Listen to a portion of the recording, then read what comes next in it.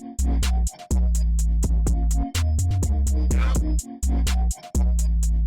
a League of Their Own podcast is brought to you by Smooth My Balls. Are you sick of snagging your nuts or cutting yourself with a generic Bic razor or generic clipper? Well, now you don't have to worry. Smooth My Balls offers a 5-star below the belt care for men, starting with the Turf Chopper 3.0, the next level razor that provides a very smooth and clean finish with no cuts on your sack. And coming in for the closer, you got the Pube Muncher 1.0, a compact mini vac that cleans up the job with no hair left behind. Head over to smoothmyballs.com today and use code LEAGUE at checkout for 15% off your top of the line men's grooming kit. Again, that's LEAGUE, LEAGUE, for 15% off. Smooth My Balls, shave like a pro. Rep Sports. Rep Sports is a leading supplements and nutrition company that provides everything from pre-workout and protein to recovery supplements.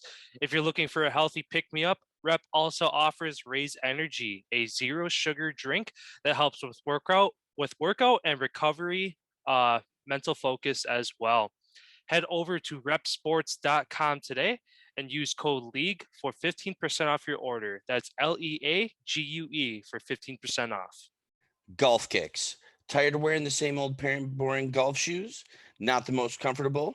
Now you don't have to worry. Customize all types of shoes, from Crocs to flip-flops, sneakers to boat shoes, and wear them in style while you rip it up on the course.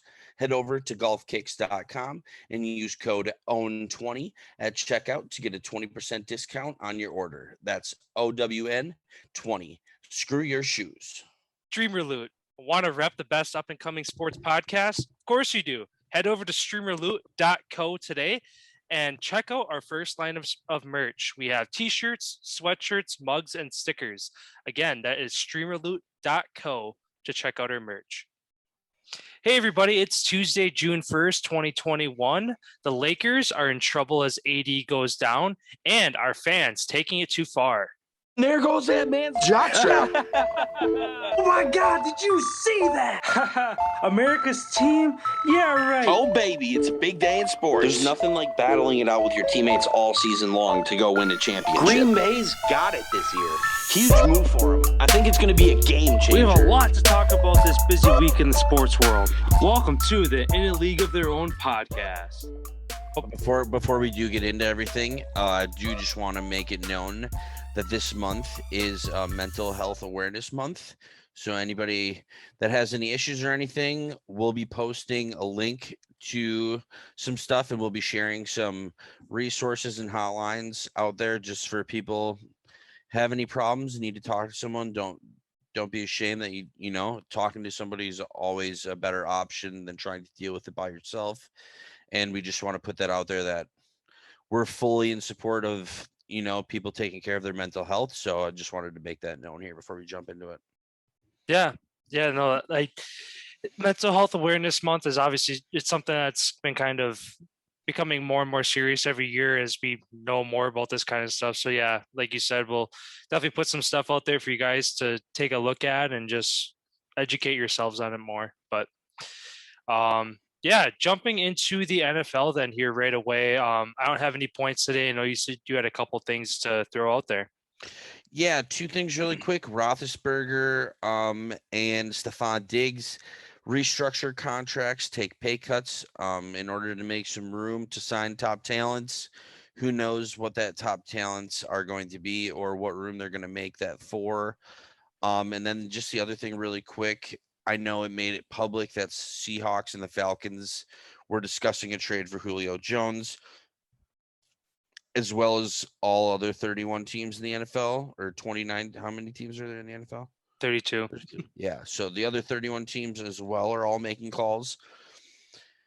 It's really going to be interesting to see where he ends up. I know tomorrow could be the day that he's on the move. Post June 1, tonight after midnight, deals can start going public. It's going to be interesting to see where he goes. I know I saw a little spin. I forgot, it was either First Take or something on ESPN. Somebody gave a take on Julio coming to Green Bay. that this whole thing, Rodgers has been talking to Julio behind the scenes, getting him in there, and they're working out something to where Rodgers is working on restructuring his deal, Adams is working on restructuring his, and they're going to bring him in.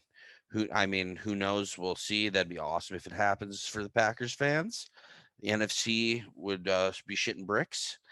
And yeah, that's pretty much a guaranteed path back to the NFC Championship. I think it's going to be a rematch. It would be a rematch again. And when you got the ball on the 12 or 11 yard line, whatever it is, and it's 4th and goal, and you have Adams on one side and Julio on the other side, and Big Bob Tanyan at tight end, you have 3 guys that you can throw it to. Defense is going to have to pick and choose. I feel like that makes that situation a little bit easier to go for it. And yeah, I think it's a great move if it happens. Yeah, I agree. Yeah, but there's Richard Sherman too, another name to throw out there, kind of a post June 1 kind of landing spot for him. I know the Packers were kind of in talks with him early on. That kind of died off, and then obviously with them going out and getting Stokes in the draft and kind of some other moves, it kind of seems like the Packers aren't going to go that route, especially if they're going to get pursue Julio. Can't really go out and get both of them. It's possible, but getting one of them would be hard enough alone. But and then Rodgers as well, that ever since he came out and talked about the whole situation, it's been kind of quiet. It'd be kind of a shot, like a way out of left field if all of a sudden, boom, oh, he's in Denver tomorrow. Like, I feel like that wouldn't be the case, but also you never know. Again, this post June 1 is going to be interesting to see how some of these free agents shake out. Yeah, I seriously doubt the Packers are going to trade him. They're going to make him at least, I feel, because the Packers do have him by the balls in this situation, unfortunately, because he is under contract, to where maybe they make the deal, maybe they make a peace offering saying, hey, we'll sign Julio for a 1-year deal. We'll bring Adams back for a 1-year deal. You sign a 1-year deal here. We'll run it back, and we'll see how it goes. And we'll kind of just sign you to 1-year deals like Brady did in New England for the longest time. For Rodgers, it puts him in the position if he wants to step away, he can. And the team doesn't really get hurt long term by having to sign him to a huge contract. So maybe that's maybe that's the peace offering that happens here, and we see him, restructuring to a 1-year deal, or they make it a 1-year guaranteed since he's under till 23. The other year is voidable. Do that whole jazz. So yeah, it's going to be interesting to really see what happens with that whole situation. I would be shocked if he doesn't come out and address the situation before the 9th when he has the golf tournament, because that's broadcasted on national television. There's going to be reporters there.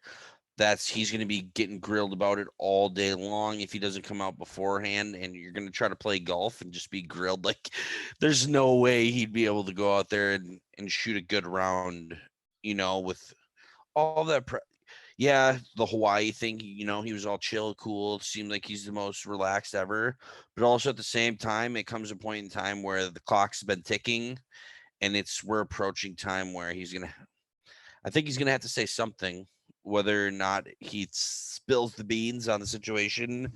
But I feel like he should at least be like, yeah, I'm going to be back, or thank you, Green Bay. And unfortunately, I'm not going to be back. We're looking, just address what's happening here. So Yeah. that people can stop speculating. We don't have to hear the same damn thing every day. Yeah, and the media is always going to be looking for something new, and Roger's just one of those guys. He only feeds them the truth, at least from his end, and like where his stance is. He's not going to give them controversial bits to skew his words and paraphrase and throw out a post and make it sound like, oh, he's leaving or whatever it's going to be. Obviously, he's going to get asked questions. He's not one of those guys who's going to be an asshole and like blow up and say, leave me alone. He's just going to give him the most generic answer that when the interview's done, they're like, okay, we didn't get any answers.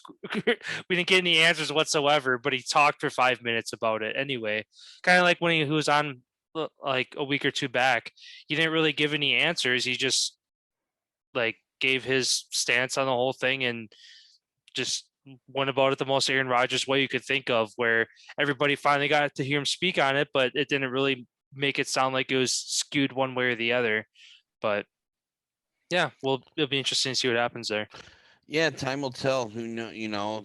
With this is a huge situation that he's in for his career. You know what I mean? Like, this could potentially be the last big deal that he ever signs, Oh yeah, potentially.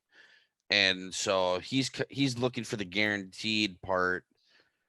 It's going to be really interesting to see if, like you said, it'd be awesome and people expect him to be nice, candid, and whatever. But who knows if he's just had enough and he just says, "Fuck the Packers." Like, he could be the one that starts releasing all the details about what happened with stuff once he steps away or makes that decision, saying, "Nah, I'm either going to retire or you trade me." yeah. Which the last I heard, 30%, like that retirement meter went from 1% and now it's up to 30%. So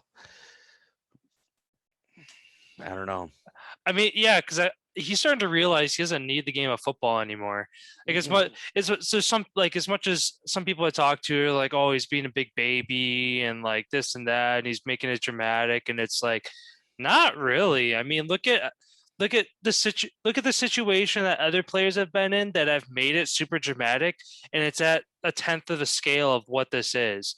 Like he could let this blow up into big things or whatever, like some kind of outspoken guys like Aqib Talib, Richard Sherman, like some of those guys that like have given takes on like live TV that are just like spark up like thousands of views just rolling in because they like said something. Like you don't get that out of Rodgers. So it's like some people talking to like, oh, he's being a baby. It's like, not really. He's being professional about it. Like I mean, yeah, like obviously I'm a Packers fan, but also I'm an Aaron Rodgers fan. No matter which way it goes, it's like if Rodgers stays, obviously, hopefully he got what he wanted and he didn't cave and just say okay, whatever, and put his head down and let the Packers get the way they want it. But also, if he walks, it's going to be sad too. So one way or the other, somebody's going to give, and when you're a multi-billion-dollar corporation like the Green Bay Packers or team or whatever, obviously money talks, and they're probably going to be the ones that come out ahead on this. Yeah, and even if he does walk away, he's a guaranteed first ballot Hall of Famer. Oh yeah, He's got a handful of records. He's won everything in the NFL that there is to win. Offensive Player of the Year, MVP, Super Bowl. He ain't catching Brady in Super Bowls, so you ain't going to be the greatest ever. So, I mean, what motivation does he still have? You know what I mean? Like, yeah. What is he still playing the game for? Obviously to win Super Bowls, but the Packers being the Packers in the situation that they put themselves in this boat, it's like we're all about winning, but then when it comes to going all in, it's like the Packers have one foot in, one foot through the door, one foot on the other side of the door, and they're not sure that they're going to go all the way 100% through the door. And NFC Championship, it's been 4 years in a row? 3. Well, I think 3 in the last 5 years, if I remember correctly. Something like that. Because they lost Rodgers 4 losses because he's 1-4 in NFC championships. Most recently to Tampa Bay, Seahawks in 2015, Atlanta 17. 17 Or maybe that was 16. or 16. I know he had a stretch where it was like 16, 17, not 18, or then it was like 19, 20. I know it's been like 4 of the last 5, 3 of the last 5, something ridiculous. Yeah. Packers and they've all been losses. Exactly. And it hasn't been close losses either. Except No. for you could say Tampa was kind of a Yeah, close because it loss. was a 5-point game, but But at the same time, the way that the game was going, it wasn't. The score was a lot closer than the game was. it was Tampa's game to lose the whole way. Yeah. Once that halftime deep bomb before it was they were in the driver's seat. Yeah. We needed a turnover. Watching that game, it was funny watching that game. It's like it was at Lambeau, but it's like watching that game, it's like they felt like the away team at home playing that 'Cause game. during COVID, there was a couple 7,000. thousand. I think it was like 7,500. Imagine if it was a full Lambeau Field rocking, that would be a complete different story. Which Even a the little se- weather, like That's why I think Rogers. That's another part of like. Do you want to go out in front of the best fans? One more time. You want to go one more time in front of them. We beat COVID, so it's full stadiums, full everything. Everywhere's opening up day after day, hour after hour. It seems. Oh, this county's full go. No more masks. Everywhere's a full go. And you see people out celebrating, high fiving, smiling, whatever. It's just like a lot of people describe this moment who are a little bit older. A lot of people are describing this moment after like when we won the Vietnam War. Like after everything was done and over with, just that rejoicing of like everybody's like, we did it type of thing. It's really cool to see. But yeah, man, it's packed Lambeau. You can't beat that. no. As much as like some people talk like that I've talked with over the years about going there, they're like, yeah, Lambeau's like a shithole. It's like, yeah, but you don't go there to sit in comfortable, fold down seats. You go there to stand and like you don't go to Lambeau to be comfortable. Like, Right. That's like I wonder how loud Seattle. Like I'd like to go to Seattle just to see how loud that is. Kansas City, I'd like to do that and see. And then even the Saints, their barn oh gets yeah, rocking too. So it'd be cool to see experiencing the Lambeau part to go to a different venue to be like, nah, this ain't shit. But yeah, according to all the decibel ratings and all that stuff, those other two places yeah, rock, but there's like 20 more thousand people. exactly. But yeah, anyway, like we said, tomorrow, if there's NFL stuff to break down trades, we'll definitely dive into that. But moving over to the NBA here, again, some series just getting wrapped up, some kind of switching gears a little bit. I guess kind of the first thing to dive into right away. Mr. LBJ looks like he's in trouble with the Lakers as Anthony Davis went down in game 4 with a groin injury. And then the Suns and Lakers are currently underway tonight. So obviously we'll break down the final results of that tomorrow. But I believe the Suns are still up in that one. They're now up 66-36. So they're up 30 points now. I believe before we went live, you said they went on a 24-1 run, which if that happens, regular season, preseason, playoffs, if you're on the wrong side of a 24-1 run, you're losing the game. So what do you think that, I mean, I know again, the Suns are your pick to be the team to come out of the West. It looks like the tables are kind of turning that way, even though again the Lakers were favored in this series. Like I said, do you think they're in trouble? Yeah, they're in trouble, and I feel like they were even in a little bit more trouble. Yeah, AD helps in the only games that they did win. He put up 34 points. He would have to do that every single game in order for them to hang around and stand a chance. I feel like the Suns are just too deep. They're too good. They're too fast. And look at like LeBron. I mean, you've met your maker. Finally, you know what I mean? The dice finally didn't go your way one time, and now you're put against a very good team, and now you really get to see what LeBron James is made of. Literally having to, he's gonna have to win the series. Well, he ain't winning this game. So the real question is, down 3-2, going back to LA. AD's gonna play, I bet, or at least try to play. What do you think happens in game 6? I don't know. I mean, looking at like Davis coming back from his previous injuries, he comes back on limited time, barely had double-digit points, wasn't really much of a threat on the court. Looking at this game right now, Lakers are down 30 points. I don't think AD comes back. Even if he does come back, he's not going to be 100%. On a 100% night, AD could make up that 30-point gap by himself. Yeah, with his 34 points, if you add it right now, they're up 76-71. Yeah. So, But again, LeBron, like after kind of the announcement of AD going down, LeBron said he kind of is putting this extra weight on his shoulders and taking like more of that leadership. And again, that doesn't fall on him. LeBron James comes out every night and does what he does. It's on like Kuzma and KCP and Gasol, all these other guys that need to step up. Schroeder, yeah, all these guys, they're the ones that got to step up, not LeBron. LeBron's good. LeBron's good for what LeBron does.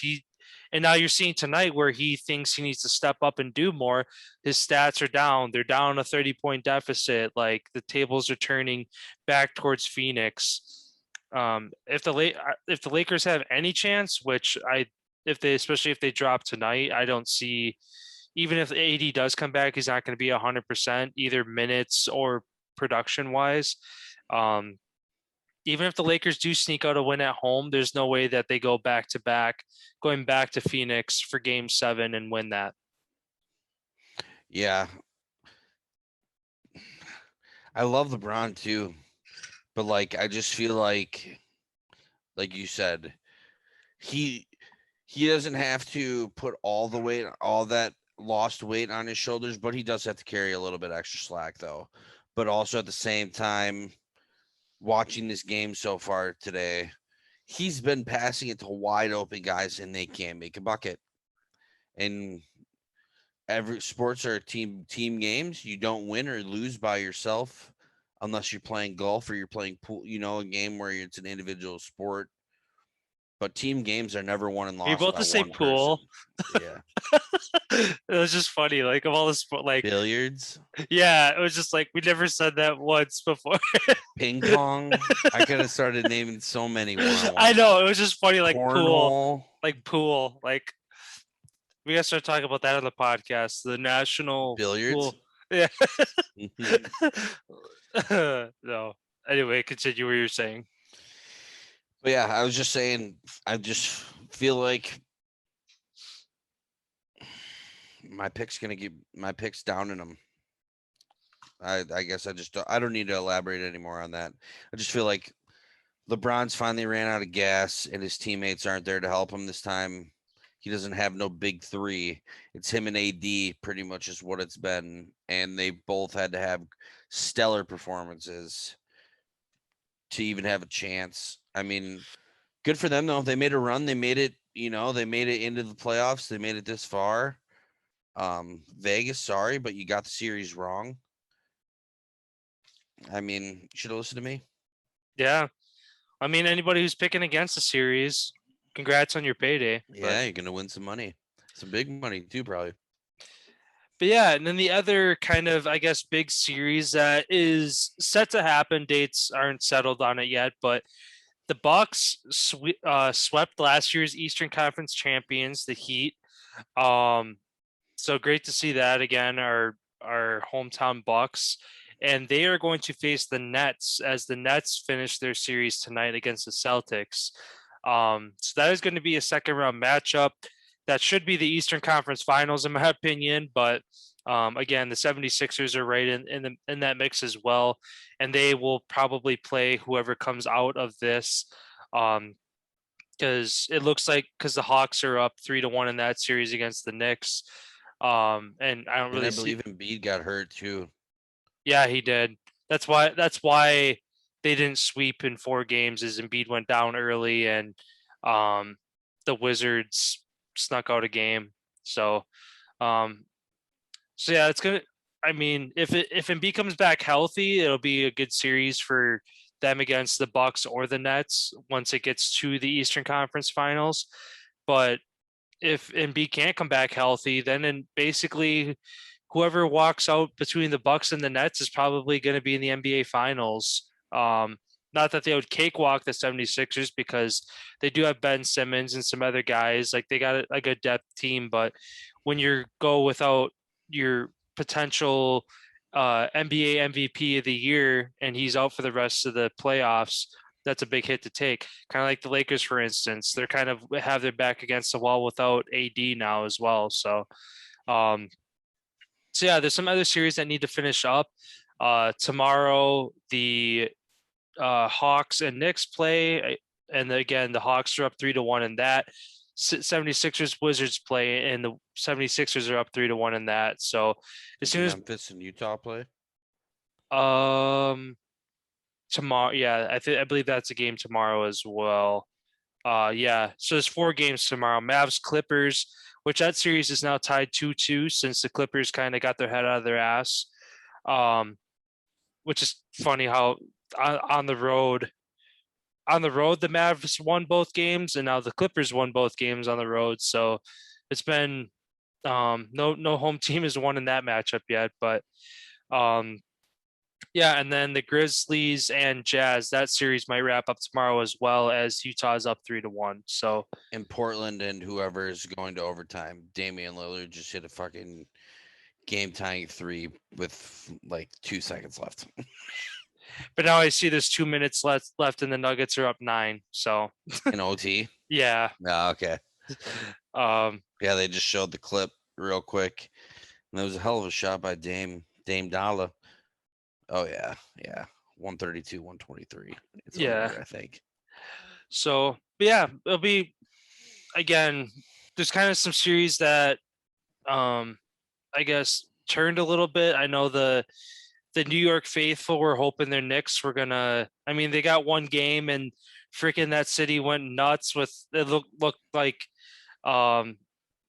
the troops came home from a war kind of thing in New York City after they won a basketball game. And I know Stephen A was high on the horse about that too. And it was kind of funny, everybody bringing them back down to earth to say, dude, they just won one playoff game, like chill out. But yeah, I mean, the series is back in New York. So, I mean, I don't think that's going to make much of a difference because now the Knicks will have to go on to win 3 in a row to win that series. But yeah, I guess we'll see what happens if all 3 of those series finish tomorrow or if the teams who are down kind of stay alive. So either way, if they do, it's kind of giving it the other teams waiting on the other side rest. So yeah, that's kind of all I had with the NBA. Yeah, that's all I had too. I didn't really have anything else. Sounds good. I'll jump over to the MLB here then for a couple points. The Baltimore Orioles, they have a 14-game skid now, so they're struggling to find their ground over there. Jacob deGrom lowers his ERA this year to 0.71, which is now the lowest for a pitcher through May since 1964. So great outings that he's had all year. Again, giving up less than 1 run a game, even though he was out for a little bit with an injury, came back, looks as good as ever. Trevor Story for the Rockies, he had an elbow injury. His MRI came back clean on that, so that kind of settled that scare. And then lastly, the Brewers, they took a 5-game win streak into tonight's game against the Tigers.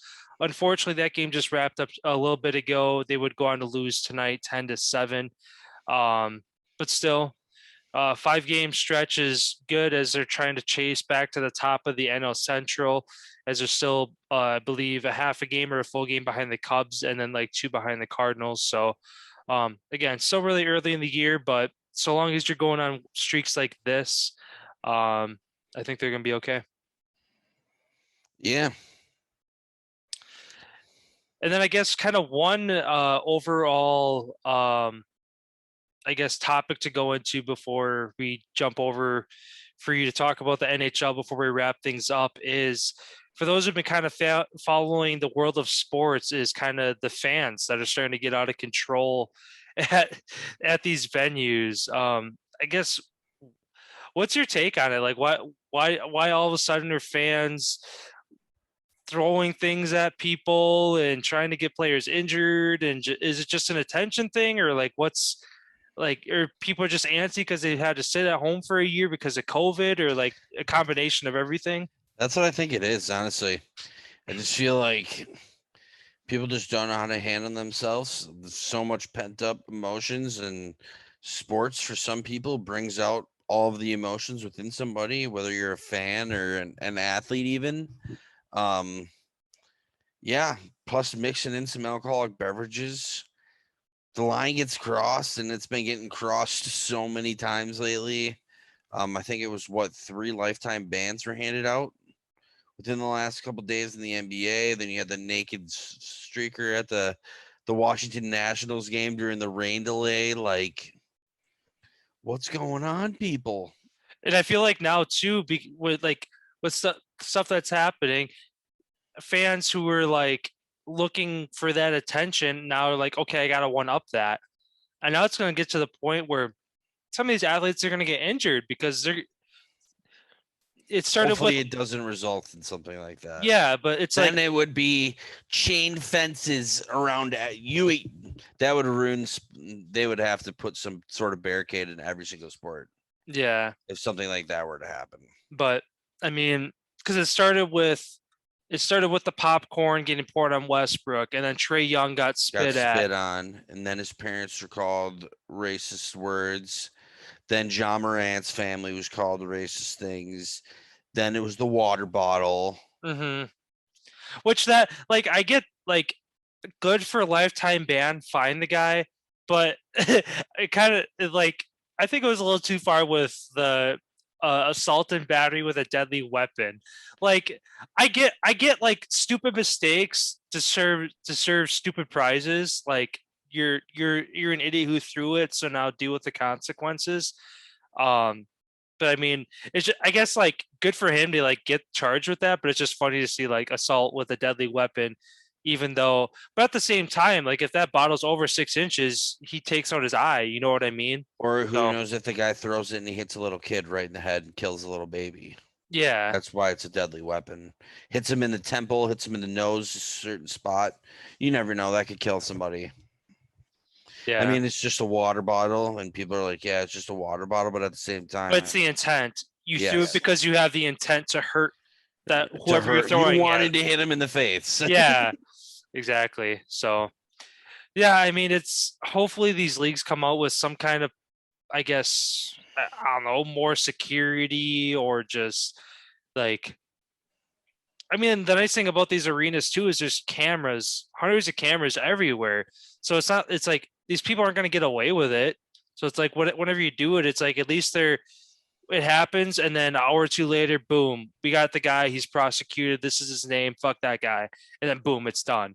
So at least they're on top of their shit, and like making sure these guys are getting the fines and suspensions and bans from these facilities that they deserve. But like I said, hopefully it doesn't come to it, but it kind of seems like it's just slowly becoming a one-up thing where somebody's like, oh, that guy did this, I'm going to do something a little more, to where if they don't put a stop to it, it's going to come down to one of these athletes getting hurt, or these fans themselves getting hurt by trying to do something really stupid. Yeah, absolutely. It's fun to, I mean, it's fun to be a spectator and everything, but just don't fucking ruin it for everyone. Exactly. Yeah, I mean, we'll keep diving into that, I'm sure, in the next couple of days, and other fans are going to do something stupid, and we'll talk about that too. Or maybe it comes to an end, and then that's the end of it. But I guess as more people keep doing stupid things, we'll keep talking about it. But yeah, switching over to the NHL, then what's going on over there? Well, the biggest news last night, Montreal Canadiens complete the 3-1 comeback to beat the Toronto Maple Leafs 4-3 they beat them 3-1, but they beat them in the series 4-3. Went to Game 7. For Toronto, this is the fourth Game 7 since 2013 that they've shit the bed in. 2018, they had a 3-1 lead in the series against the Boston Bruins. Bruins ended up coming back and beating them. In 2019, Game 7, the Bruins or Toronto was up 4-1 in the third period with 11 minutes left. Boston rallies, goes to overtime and wins. Then last season in the bubble, technically Game 7, but it was Game 5 because they did a best of 5. They ended up losing against Columbus. And look what happens last night. They shit the bed again. Mitch Marner, Austin Matthews finished fourth. Marner finished fourth total points this season. Obviously, Matthews led the league in goal scoring. They combined for 2 points in all 7 games. I believe they had like 60-something shots. So that just means Carey Price was all over them. Montreal did a very good job of blocking a lot of shots. Goalie, he's a hell of a goalie. He has been for a long time, and I believe he has been announced for the Vezina, which is one of the top goalies in the league. I believe it was him, Fleury, and Tampa Bay's goalie, Vasilevsky. I believe were the 3 that were nominated for that award. I mean, it's going to be interesting to see what happens in Toronto, the hockey mecca of the world. What's going to happen? What's going to happen now? They built this team to go deep on a run. They say that every single year and keep getting the same results. I know their goalie said that he felt really bad and he was crying. He felt like he let the boys down, and I feel like he played very well. They lost their top defenseman and their captain. Obviously, which hurts, losing your top defenseman who logs 35 minutes a night. That's a big hole to fill. But shout out Montreal. I think 2 of all of the analysts that filled out like brackets for like the professional on like the NHL network, I think only 2 people picked Montreal to move through. And there was only a couple that picked Winnipeg as well. So get the 2 underdogs meeting here, seeing who's going to represent Canada moving into that's going to be the Western Conference. Yeah, the Western Conference Finals. So that's going to get underway tomorrow. Winnipeg and Montreal get underway tomorrow, 7:30. New York Islanders win in overtime last night. They pushed the series 1 apiece, heading back to Long Island. They were up 3-1. Boston scored 2 goals in the third period to rally, forced overtime.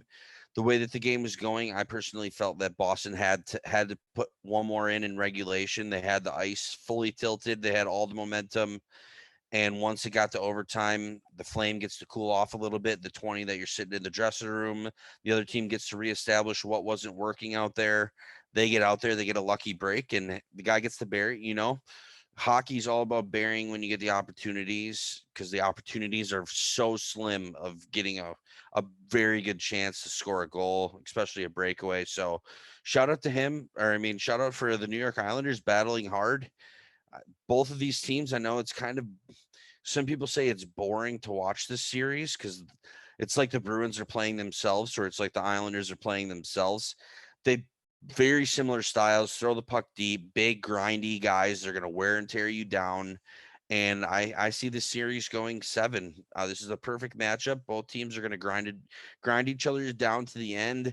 And it's going to be which team's superstar or grinder is going to be the one to come through and score a clutch goal late in the series. Because so far, Boston's perfection line, unbelievable. I think they've had all their goals except for 1. You can't stop those 3. Those 3 are just, they've been doing it for so long, and they're in like the prime time of their career right now. All things going, but New York Islanders lines 2 through 4, they're out managing Boston, and that's where it gets done. One line doesn't win you a game. And Islanders, your goalie's hot. This is a great series personally to watch, but some people think it's boring because it's a lot of dumping and chasing. Then let's flip over Vegas and Colorado Avalanche. They had game 1. It was a long time ago. It was 2 nights ago. Colorado, how do I put this nicely? Manhandled Vegas. They had they had no chance. Colorado definitely is my favorite to them. Tampa, Boston are like I feel like it's gonna have to be a fast team that's gonna because the physicalness does like Vegas is a very physical team and they do have some speed, but they don't have Colorado's speed. Like it's just different watching. They're like Tampa is a good comparison. Like just so fast, moving the puck up and down all the time, and you have superstars on your team who score. I mean, that's what it is. They play very good team defense, and I see them making quick work of Vegas. I mean, the only way Vegas stands a chance is Marc-Andre Fleury is going to have to stand on his head for they can't put Leonard back in against Colorado. He's going to get pumped for 7 again if he does. So it's either Fleury's going to carry them through this round or it's over, maybe even in 4. It's not looking good for Vegas. I think their run's going to come to an end here, and they're just meeting a juggernaut. I mean, what can you do when you have the hottest team in hockey going, who's so hot right now? So, yeah, that's Avalanche are making quick work, and then Tampa goes up 2-0 tonight against Carolina. They battled through. Tampa is just so much faster. I mean, like I said, it's going to come down to the same thing that Vegas is in. Goalie's going to have to steal the game. You're going to have to play really tight defense, limit to one goal, and you're going to have to pop 2 in. I mean, when you're not that fast, you have to play defense first, and you're going to have to capitalize on every opportunity that you get, and got to roll the dice that way. So that's kind of where the NHL playoffs are at. Ryan Reeves got suspended. He's out for 2 games for Vegas on the play. I don't know if anybody saw it or if people didn't see it, whatever. There was a little scrum in front of the net. Reeves takes him down, and then instead of just like normally you let shit go once you hit the ground, like you're done fucking punching each other and stuff. Well, he chose to drive his knee, full knee shin pad right into the dude's nose and was just grinding it, just full on grinding it in his face. And I believe Graves for the defenseman that was down, I believe he suffered a broken nose. Yeah, that series is going to get interesting too. I mean, there was a 9-minute power play to close out the game.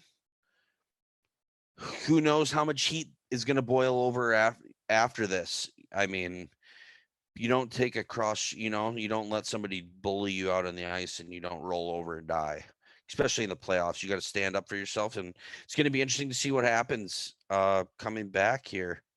But yeah, that's pretty much it. Something hockey, like it's hockey. It's not really totally hockey related, but all the Canadian teams released a statement that on like the sad news, there was like 213 indigenous bodies of indigenous people, Native American people in Canada that were found buried underneath the school.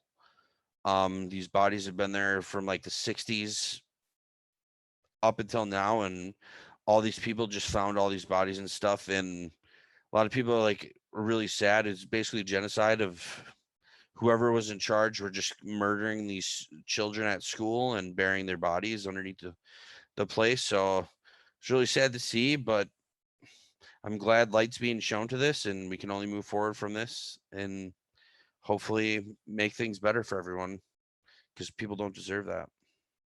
For sure. I didn't even know about that. Yeah. Vancouver released a statement, and somebody else, like when they're not playing, they're leaving their lights on, like the color orange of their arena for like a symbol or something related to those. But yeah, just really sad right now. A lot of racism has been going through the NHL. Like there's a player in Edmonton. Unfortunately, he turned over the puck, and when Winnipeg scored the game winner and they lost, he's a Native American. And after the turnover, I guess he was receiving so much amounts of racism and shit online that it was just unbearable, where he released a statement like, hey, this has got to fucking stop. Like, you can't, like, I don't deserve to be talked to like this. And it was pretty cool. All the people who supported him actually showed up. They showed up to Edmonton, the rink, and they all like were standing in a line to like shake his hand when he was like driving out or something. But yeah, we'll see what happens. I mean, hopefully the world always is becoming a better place, For sure. And speaking of the world becoming a better place, Jake Paul finally might take his first loss in August. The fight has been scheduled with Tyron Woodley. It wasn't solidified, but I believe the date they're throwing around is August 28th or 26th. It's something like that. Showtime. It's going to be Showtime. And Tyron Woodley said, I'm doing this to clean out the trash. And he's doing it for the sport of boxing and MMA. Thinks that Jake Paul's a joke and kind of spitting basically in the face of these professional sports organizations. We will see what happens with that. Obviously, as more details come out about that, the press conferences, the details, the money, all that good stuff. I'm sure they'll be coming out throughout the month of June here. So, looking forward to that fight, and be nice to see Jake Paul finally get smacked around a little bit. Yeah, for sure. And the last thing that I have is I forgot her name, but some 14-year-old chick is making a appearance on the U.S. Open starting on Thursday. She's 14 and she drives the ball 290. Look for her to be a phenom moving forward from the age of 14. That'd be incredible if she puts something together and ends up winning a tournament. I mean, could you imagine winning a U.S. Open when you're 14 years old? You're leaps and bounds ahead of how many people at that age then? Yeah, Tiger didn't even do that. Yeah, I mean, that's all I had for today as well. Again, we'll be back tomorrow. I guess just going forward as well. Again, we have our episode today on Tuesday, but instead of doing 5 episodes a week, we're going to start doing 3, Monday, Wednesday, Friday, just because. Yep, 3 for sure. And then if we have time or we have interviews banked up or something banked up, we could potentially do more. But yeah, it's going to be at least 3 a week. Yeah, so that's going to be kind of how it is moving forward. Again, sticking with these more nightly episodes. Some of our interviews might be more during the daytime, otherwise on a Tuesday or Thursday. If we feel like throwing out some bonus content or have some downtime as well.